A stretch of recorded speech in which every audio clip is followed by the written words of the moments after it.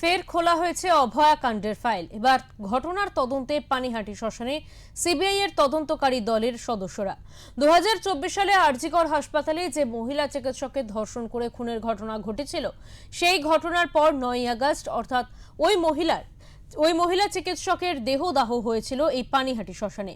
এরপরেই অভয়ার মা বাবা দুজনেই অভিযোগ তুলেছিলেন তার মেয়ের মৃতদেহ তড়িঘড়ি এই শ্মশানে দাহ করা হয়েছিল এবং তৃণমূলের নেতা বিধায়কেরা সেটা ঘটিয়েছিলেন। এবার এই মামলা পুনরায় তদন্ত শুরু হলে এদিন 3 সদস্যের একটি তদন্তকারী দল এই শ্মশানে আসে। এদিন তদন্তকারী দল শ্মশানে ভারপ্রাপ্ত যে পুরকর্মীরা রয়েছেন তাদের সঙ্গে কথা বলেন এবং সেই দিনের ঘটনা নিয়ে জিজ্ঞাসাবাদ করেন। সেই সঙ্গে সেই দিন যেদিন মৃতদেহ পোড়ানো হয়েছিল সেই দিনের নথিপত্র খতিয়ে দেখেন তারা।